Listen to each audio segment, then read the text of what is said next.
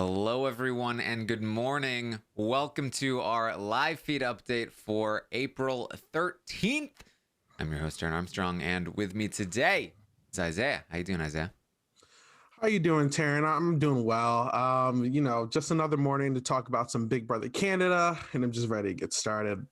Yes, we are here to update you on everything that happened yesterday on the Big Brother Canada 9 live feeds. It was day 45 in the house, and it was relatively slow on strategy, but a big event happening in the morning when the feeds came up. The feeds had been down for quite a while, but they came up right in the middle of Jed, Ty, and Beth explaining to Kiefer why he was going up on the block and being betrayed and backdoored. And oh boy, what a moment here, Isaiah. Yeah, this has to be probably the most emotional moment since the whole Vic and Tara thing. This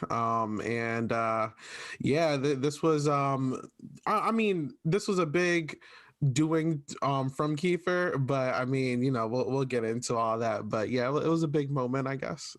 Yeah. Yes. So they're telling him he's going up in the block. Jed says, "Look, Kiefer, you were playing the middle to perfection." The thing about this is like the players always do this, where it's like they did it to Vic too. Like, you're just too good. We needed to take a shot at you. But the thing is that good players don't get shots taken at them. Like, if he was playing the middle to perfection, they wouldn't have known he was playing the middle to perfection. That he got caught because he did not play the middle to perfection, Jed.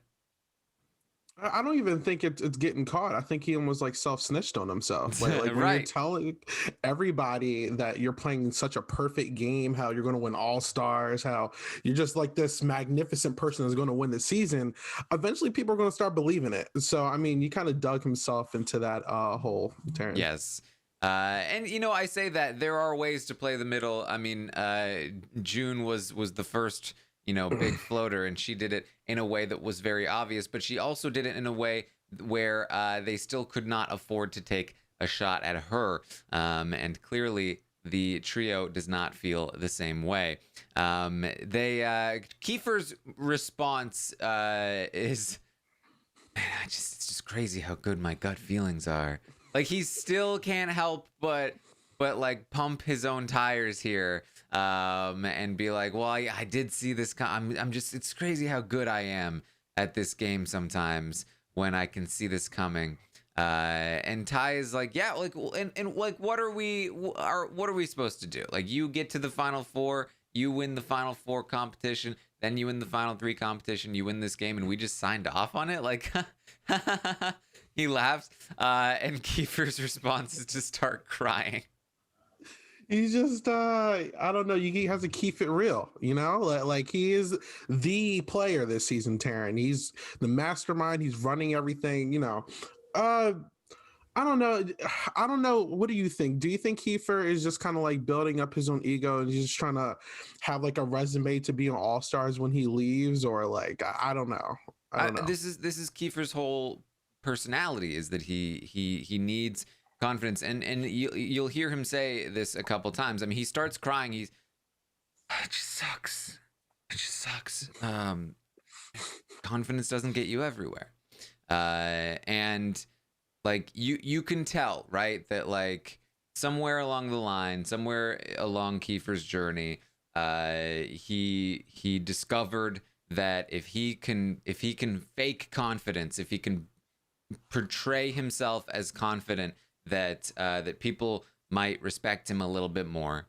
They might treat him a little bit more equally, and so he just went all in on that road, right? Just confidence can get me to these places, Mm-hmm. and to all accounts, at least, he has a pretty successful life, in his own sort of world, and that confidence has been able to sort of propel him to those places, right? And so I think that he's found success being this confident dude, this very overconfident dude, and in a scenario where it's not like this cutthroat social game that he's playing, it probably finds him more success than not in his real life. But in Big Brother, not the case. Taran, do you at least think Kiefer has built up his persona to the point where he will get invited to an All Stars? I think it's absolutely possible, especially depending on how this moment is edited. This is likely to be his biggest moment in the game, and it's definitely a big one. It is a very emotional thing that happens as we go through it. And it really, to be fair to Kiefer's, confidence, that confidence allowed him to play this game in a way that many people will not. Many people come into Big Brother and they play scared. And Kiefer played it confidently. He played it. He said, "I'm going to win these competitions." He said, "I'm going to make these moves." And most people in his position would just not only be too loyal to their alliance, but they would just kind of go with the flow. They would not try to carve their own path in the game. And I think that I can appreciate the level of confidence that Kiefer brought to the game, and that he did try to forge his own path here. He went too far with it. He got too confident. But it's a lot better to watch than somebody who is just like, well, I guess it's too dangerous to try this, so I'm just gonna continue to sit here for a while. Yeah, I agree. Yeah. So he says, "Look, I get it. If you put me up, just send me home. I would never have done this to you guys. I just wish it weren't you that was doing this to me. I'm an idiot. I'm an idiot."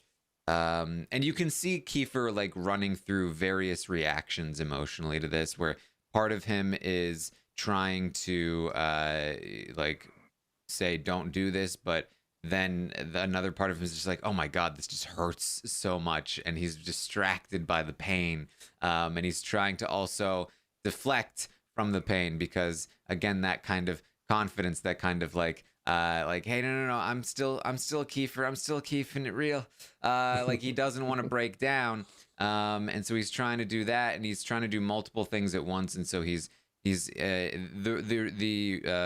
sort of result is that he's incoherent here, and he said, "I'm just an idiot." "You're not an idiot. You played so well." And he's like, "No, I just wanted to make the final four with you guys, the Sunsetters." It's like, I mean, Kiefer, the Sunsetters have been dead since week 3, and he's like, "Yeah, but at that point it was a 4." And Jed's like, "Yeah, the Setters were a 6, though. The Setters haven't been a thing. I mean, look, we've all still been doing the Setter signal in the diary room. Don't worry about that." And Kiefer's like, "Can you still do it for me?" And they're like, of course, Kiefer, of course. Like, do you 3 have a name?" "Oh, no, definitely not. Don't worry about that, Kiefer." And he's like, "It just sucks. I'm leaving before like these others, like Brayden. Like, I worked for you guys, and they get to have those memories with you in the finals. Like, they're like, Kiefer, you are a legend. You were the best player this season." He's like, "The best player wins, Jed. I'm just a kid from the res, man." And he's upset. And he ends up leaving, and as soon as Kiefer leaves, Beth walks into the bathroom, and she just starts sobbing, and Jed and Ty are kind of like doing a handshake, kind of like, we did it, it was tough. But then Jed goes to comfort Beth, who is crying, and after Jed leaves, Ty starts breaking down. And then Beth comes in and gives Ty a hug, and he just starts sobbing. And Jed's sitting alone, just like crying. And it's rough. It's an emotional moment. I was gonna say it's a hint of guilt trip, but I do think that this is just genuinely like just Kiefer's human side coming out, and just this is just how he is, you know. But I will say it's very impressive to have this type of impact on someone, because I do think this is the first real elimination where an entire group of people, like usually if it was just like Austin or Braden, like those two crying, that's one thing, but you have multiple people crying here. Like I don't think anyone else has had that type of impact on these people, so you gotta give him that, at least, you know, like he did get himself close enough to these individuals that they feel emotionally attached to him. But I will say this is almost interesting that Braden almost kind of slid himself into this group, and was almost like the replacement Kiefer for them. I mean, what do you think about that? Well, as they're sobbing, the first thing that breaks up their sobbing is Ty saying, Braden makes me sick. It makes me sick that these people are here and not Kiefer, and we're making this move, and they're gonna be here and not him. It's just, it makes me sick that they're just floating along. And Beth is like, yeah. But they're doing it. It's just like, come on now, like, you know what you're doing now. Like, I don't know, maybe they're trying to fit like the edit or something, but they basically replaced him with Braden. Like that's what you've done here, Right? Like basically, you know, they wish that they wish that they were like making a different decision. Like they wish that they could bring Kiefer to the end, but the decision is to take Kiefer out, but the only reason the decision is to take Kiefer out is because these other players are so weak, that this is the only decision that they could make, and they're mad at those players. They're feeling lots of guilt, they're feeling lots of pain, and they're trying to project that off to, like, it's their fault for being so weak that we had to make this decision. They have to put some reality into the situation. If they really wanted to avoid doing this, they could stop it. But I mean, it's Big Brother at the end of the day, and it's the right move. Just do it. Like you know, just do it. It's okay. You like I feel like people are so gun ho on like wanting to be known as like the good guy every season, but sometimes you got to get your hands dirty if you want to win the game. So it's like, just do it. Like I don't know. I personally, I just think it's okay to take Kiefer out here. I mean, yeah. Except for like Ty, obviously, but I mean, it is what it is. I mean, and it is. I mean, it is okay. I think that you know, it's just they're feeling pain, and it is a very human reaction to response to pain to try to offload it. Just like, I don't want to be feeling this, and so they try to come up with ways to offload it, and you know, Ty talks about Braden, and then talks about like, and you know, he did this to himself. Beth says, you know, and you know, he wouldn't even be here if not for us. And Ty says, yeah, I agree. You know, he wouldn't have been able to make those decisions without us backing him up, essentially. And like, this is particularly rich here from them, as Kiefer very much is the reason they are here, and very much not the other way around. But again, it's an emotional moment, and you know, they're trying to. The problem is that they'll probably you have emotional responses to things. You come up with ways to distract yourself from the pain, and then those things become reality to you because they were so important to your salvation from that pain, right? So that's the only issue with these in the moment emotional sort of distractions. But really, I mean, if you think about it, the trio owes everything to Kiefer, much more so than they did Victoria, because Kiefer is the one that beat Austin in the week 4 HOH. He saved them from, because they would have been on the block if that hadn't happened. He then protected Victoria when they wanted Victoria on the block. Went after Kyle and Roe when they wanted to make a deal with Kyle and Roe. Completely dismantled the 7-person oddball alliance that was coming for them. They're so proud of the fact that there was a 7-person alliance that was coming for them, and that they defeated that alliance. It was all Kiefer who managed to take out Kyle, the centerpiece, and flip Victoria against the rest of them by tricking the rest of them into throwing Victoria under the bus and then exposing those people to Victoria, thus pulling Victoria in so that when she wins the following HOH, that is the invisible HOH, she ends up going after Austin instead of Jed, Ty, or Beth, which she would have after, previous to that Kiefer week. And then he wins again to save them in the double and takes out Roe, the biggest threat to their game left. He completely dismantled that Oddball Alliance. The problem is that by doing all that work for a group of people that were never loyal to him, he essentially created the scenario that they're mad at, that there's no more strong players left in the game. If Roe was still here, Kiefer would not be leaving this week. That's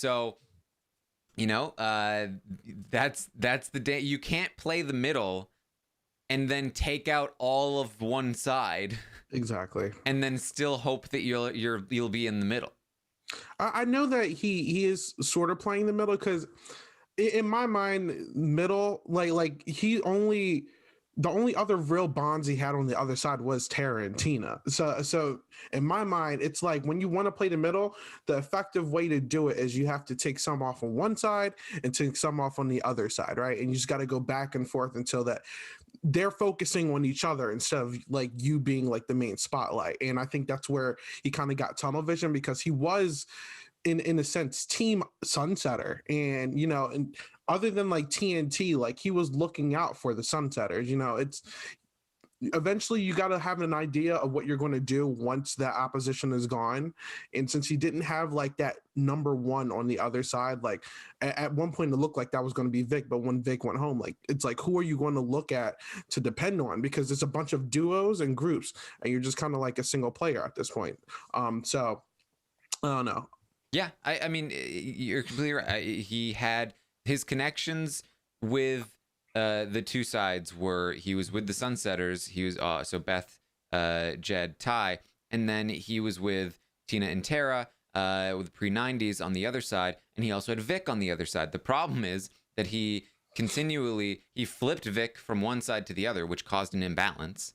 And then he was constantly trying to protect the Sunsetter side. He favored one side far too much, and it's such a shame because it's literally what I said week 4. I'm very impressed with this HOH run. He has done a great job of dismantling this other side and weakening them to a point where it could be a more even play. But I was like, I don't like his diary rooms where he says it's too late for me to turn my back on the Sunsetters. I need to be loyal. I was like, that is a bad long-term play, and this has gotten him exactly where he is now. And so here he is. Now, that does not mean, and not, just because he brought it on himself, just because he's been mean to Roe or whatever it is. I do not like how he treated Roe, but that does not mean that we can't feel emotion when you see something emotional happen. I don't know why. I do know why. It's the same thing that the trio is doing when Beth says, oh, we are the reason Kiefer is here, that people feel the need to be like, I don't feel emotional about this. Nobody should feel emotional about this. Kiefer did it to himself. You don't need to turn off your emotions. It's okay, guys. It's okay to feel kind of bad. It's okay to feel like, oh, I can empathize with what this might feel like. It's okay. It's a good thing, actually. I promise. It's like we're not in the house, so we don't know how close to these bonds are. Like to us, this is just a game, and this is entertainment for us. But for these people, they get very attached to these individuals. They become friends with these people. I think even Rohan said on his way out, he was like, I came in this game expecting to be like this emotionless robot, and like I actually like these people now. When you spend weeks with people, you're going to tend to like care about these people. So it is what it is, but at the end of the day, like, let's show some empathy. That's just on me. Yeah.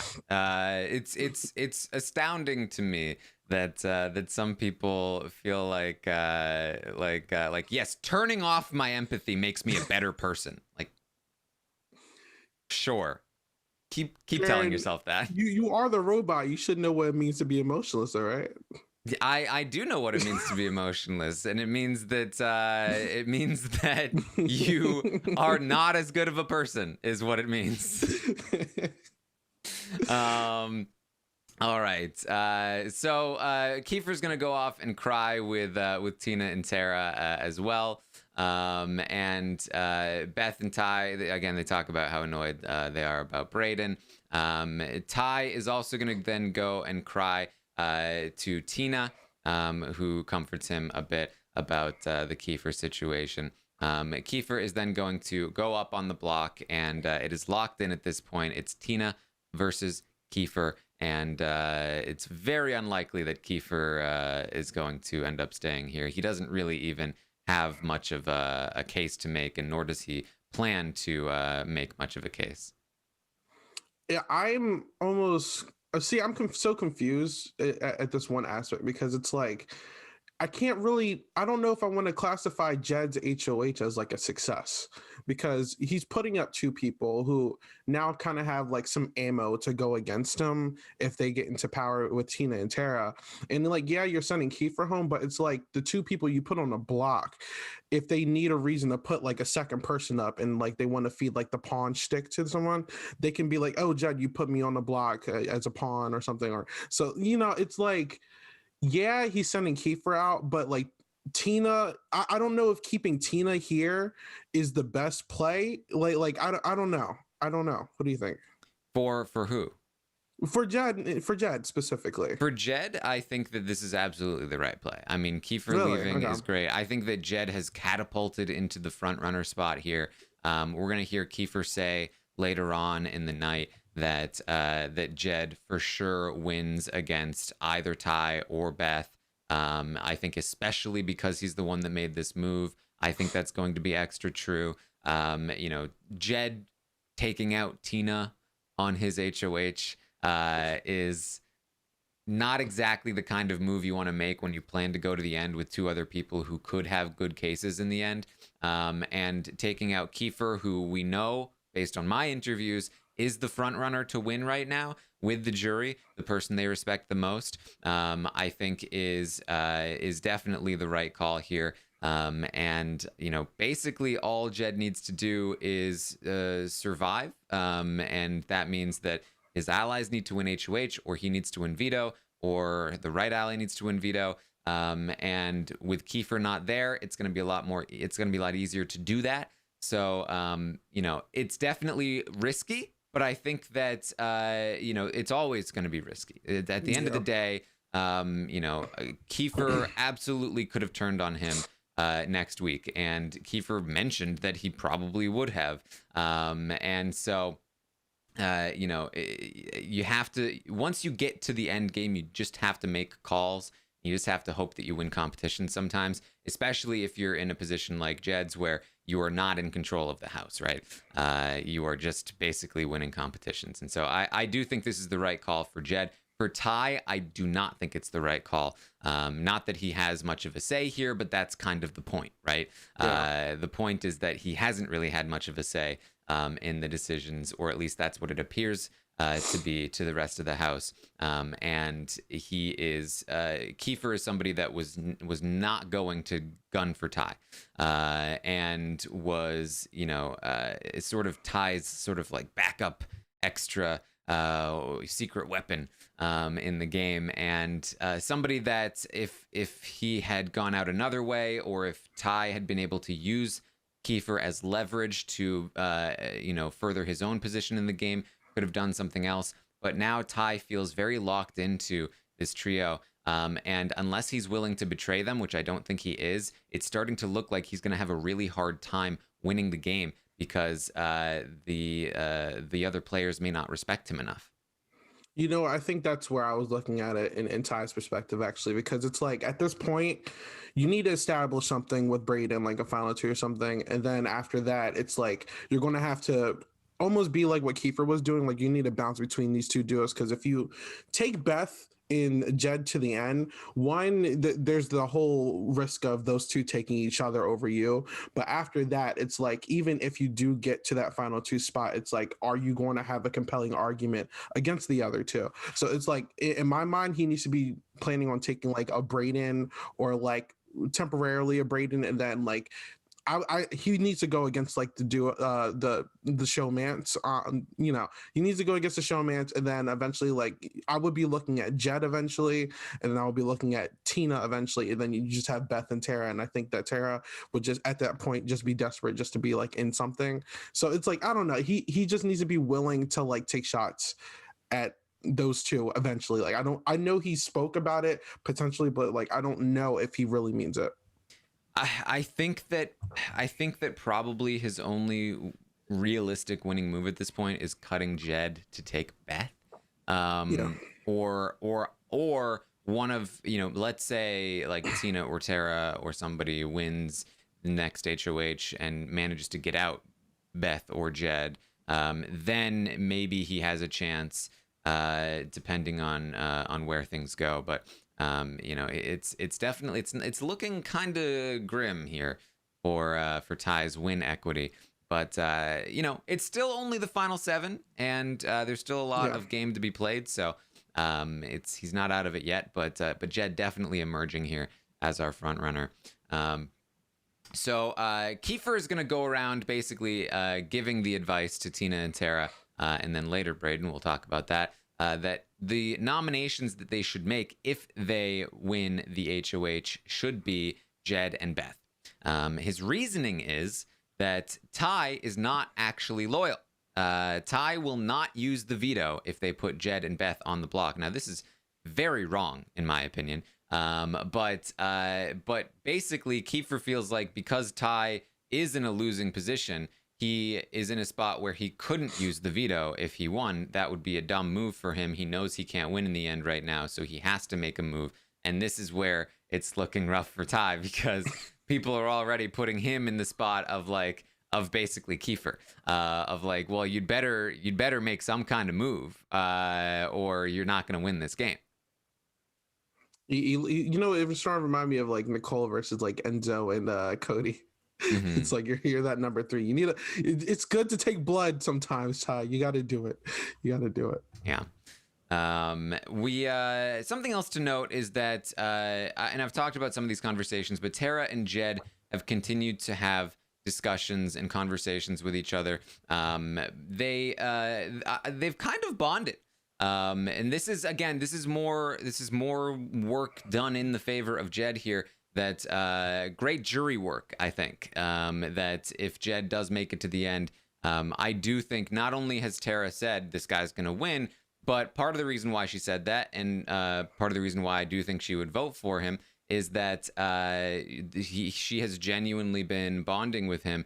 They've been talking more and more, not only about game and having honest talks about game, but also just about personal stuff. And that is a relationship that is forming. Now, of course, Kiefer is saying that she needs to put Jed up, and I do think that she would put Jed up, but it would not surprise me if she was kind of like, well, I wouldn't mind if like Beth or Ty went home.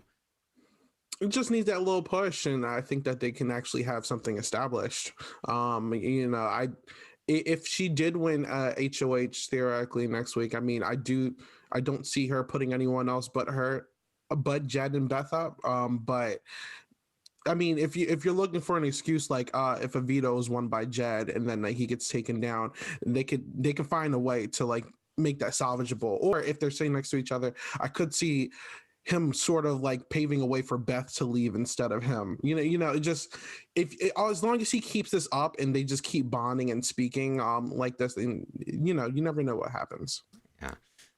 Beth talks to the cameras. She says that she does in fact plan to go to the end, the final 3 with the guys, and she loves Jed. She can't cut him. She won't cut him. And that's her plan. She's gonna get to the end with the guys. She's worried that people don't see her game and how much she's doing, but that's what she's gonna do anyway. And I think that's very risky. I think that's I don't love that call. I think that she needs to cut Jed if she wants to win as of right now. And that's essentially what Kiefer's going to say later in the night, that Beth can't win unless she cuts Jed and takes Ty. And so this is not looking great for Beth either. And she also says that she feels like Tina should go before Tara because that is better for her game. And that is because Tara has been putting in work, not only with Jed, but also with Beth. The campaigning that she was doing earlier in the week has landed, and I think that Beth now feels more comfortable with Tara than Tina. And this is because Tina has sort of gone back to lazy Tina. Tina that is not putting the work in. And it's frustrating because we know that when she does put the work in, she tends to be successful. She's pretty much been successful in most of the things that she's attempted in the game. But she just doesn't do it enough. Yeah, and Tina, I think we've been saying this entire season.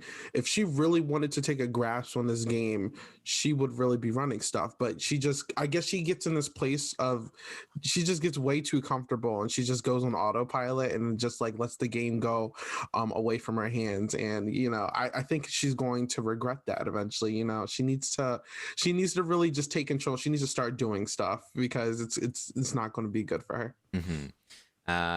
So yeah, it really does feel like if she or Tara are not in direct danger, she's just like, we're good. Yeah. Which is not the way to play the game. So Kiefer and Tina are going to talk a bit. He wants to tell Braden that he can't trust the trio. And Tina is like, sure, like you should tell him that. I'm worried he's going to put me and Tara up. I like never talk game with him. Exactly, Tina. Why haven't you talked game with him? That's a great point. But Kiefer is going to go and talk to Braden late into the night. It's a very long conversation because they're alone in the bedroom and they're just talking. And so there's a lot to this, but it's basically just Kiefer explaining the entirety of his game, including outing the Sunsetters. He tells Braden about the Sunsetters, what happened with it, that all the way back to the Josh vote, to the Toya stuff, to knowing about Victoria as the invisible HOH, to helping the Sunsetters flip Victoria, to to taking out Ro, like all of it, except for Tina. He does not out Tina's position. He does not say that Tina is a Sunsetter. Yeah, I think a lot of people trust Braden with their information, and honestly, this is more of an I'm leaving the house. Here's a dump. Yeah, here's an info dump. Because this is just to be clear here. This is a spite info dump. This is Kiefer trying to plant some seeds, trying to make one last move. Instead of trying to campaign to keep himself in the game, he feels like that's a losing battle. He is instead trying to make sure that the trio loses to the best of his ability because he is upset with the fact that they betrayed him. Yeah. I mean, he spiteful Kiefer, but I mean, still, I'm not going to take that away from Braden because I'm 100% going to take that away from this. Braden did nothing to make this happen, and in this conversation, Braden was like, "But are you sure Tara's not coming for me? I was told that she was going to put me on the block." And Kiefer was like, "Are you kidding? Like, Tara, the person who openly said she was going to put Ty and Jed on the block, you really think she's gonna put you on the block, Braden?" Like, Braden needed this bad, and I'm still not sure it landed, but hopefully it did. He does use the same 10 words when he uses when he's in any strategy conversation too. So okay. Yeah. So yeah, I mean, I still have no idea what Braden would have done prior to this conversation. It definitely feels like and this lines up with what he said to the cameras, right? He genuinely believed that Tara was going to put him on the block. I have no idea how he could believe that. it's pure, just doesn't make any sense. It's pure doesn't make any sense. That's what it is. I think he just had a whole glass of this doesn't make any sense, and then he was like, yeah, Tara's gonna put me up, and that's very strange. So he talks to Kiefer, and he's like, so Tara's not gonna put me up? He's like, no. And Kiefer tells Brayden, this is what you need to do. If you win the HOH, you need to put up Jed and Beth, and Ty will not use the veto. He says that, again, he says Ty easily wins sitting next to the other two in the trio. The only way Beth wins is if she cuts Jed. The only way Ty wins is if he gets rid of both of them. And Ty knows that, he says. I've had conversations with Ty where he says he understands that they're a couple and that he can't beat them and that he needs to do other things. And so, in a way, this has been good for Ty in the game because it's helped position him better, but it has not positioned him well for the end game, where if you talk a big game like that and then don't follow through, people are going to be disappointed in you. And Kiefer right now is disappointed in Ty.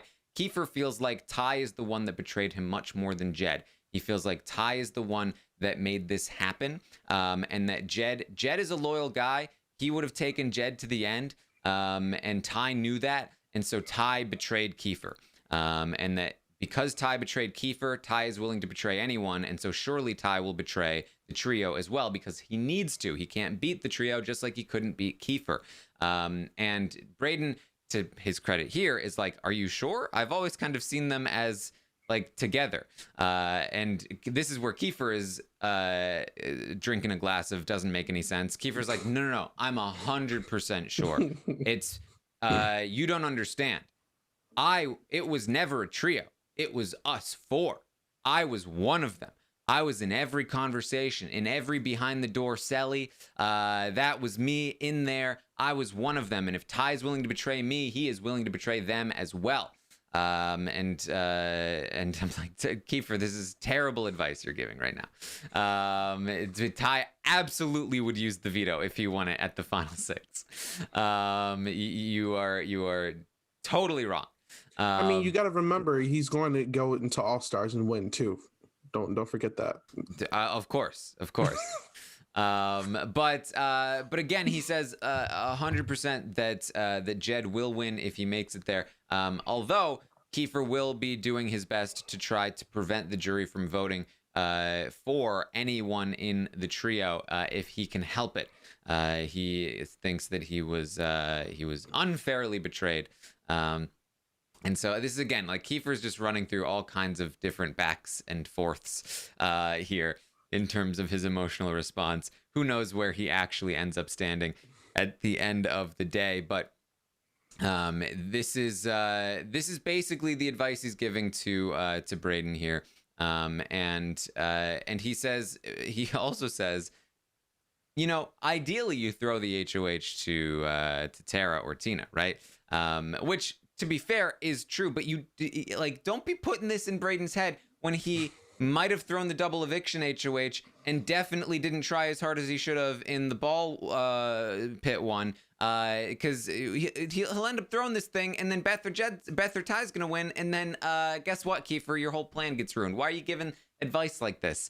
And so he says, yeah, you should. I mean, ideally you throw that HOH because then you can compete in Final Five HOH and veto, instead of not being able to compete in the Final Five HOH.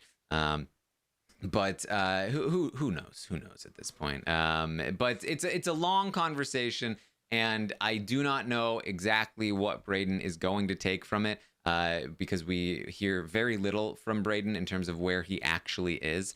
But that's where we're at. I genuinely do think that if he gets into jury, he is going to be bitter, because if we're taking the Rohan and Rohan and Kyle fight into any context, he was stuck on that for like the entire season, and he seems to be very stuck on things when he doesn't like something. So I think that he's going to remember this, and he's going to carry this for the rest of the game, and he will be that bitter juror. I mean, granted, in this situation, I do think it's okay because I mean he did do all their dirty work and then he's just getting sent home. So okay, whatever. But yeah, I do see him being a bitter juror. Yeah.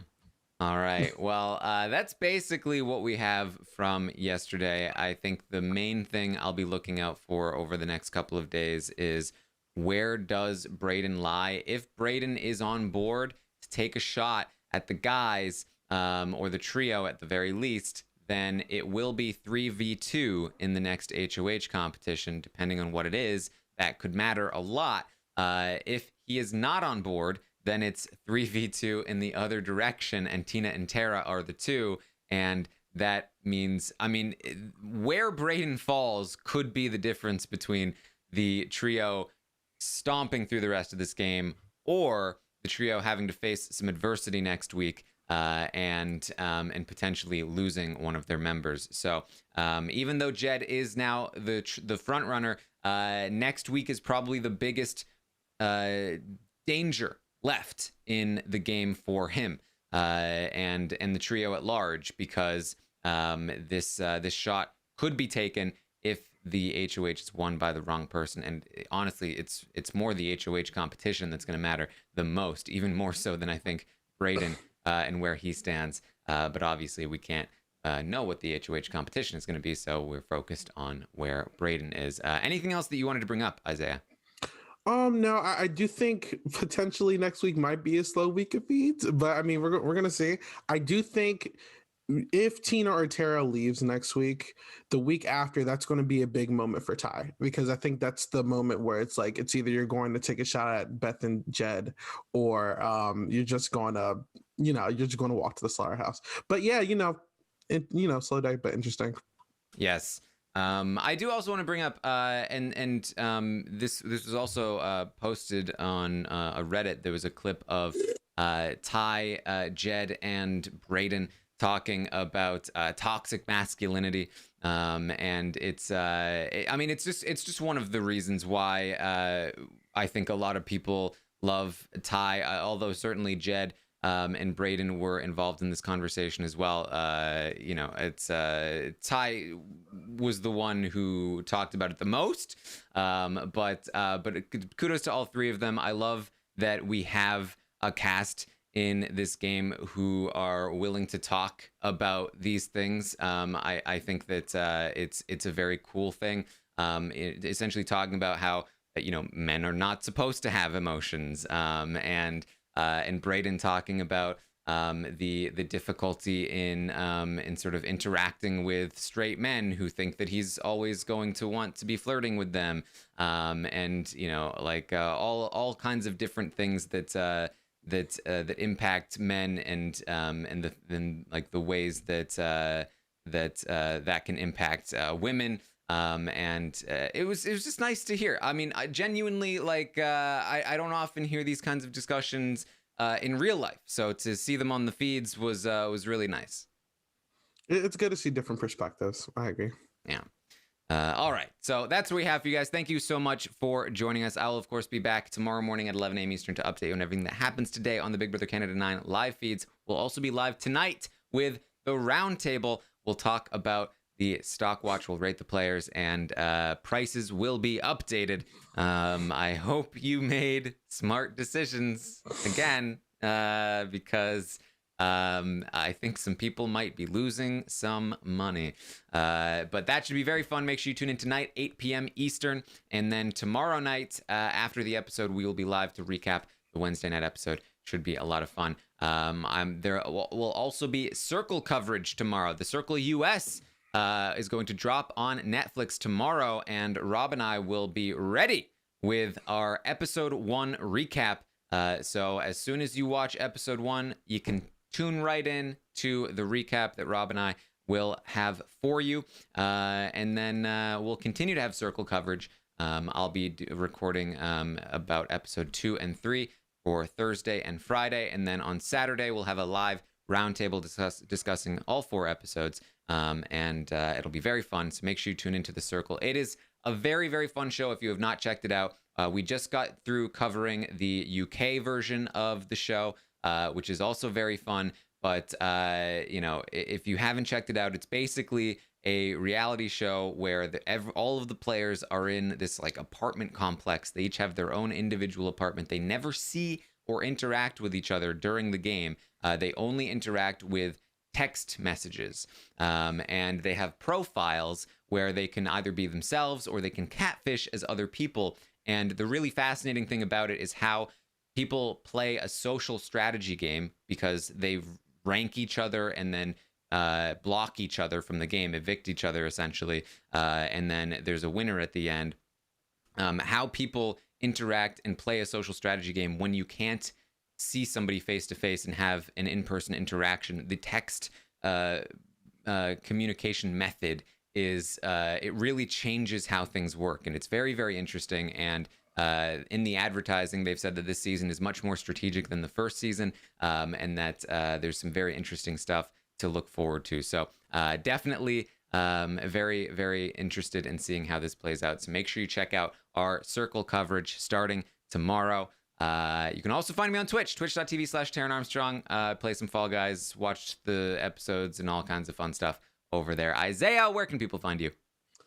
Find me right here, 8 Ball Bangers, literally the number 8 and then Ball Bangers. You can also find me on YouTube and Twitch, one at the same name, and 2 on my podcasting network, Silent Podcast, where I talk about reality TV, anime, Disney Channel original movies now. So I mean that's fun, but we just talk about all this fun stuff, and just come and hang out with us. All right. Well, thank you guys once again for joining us. See you all next time.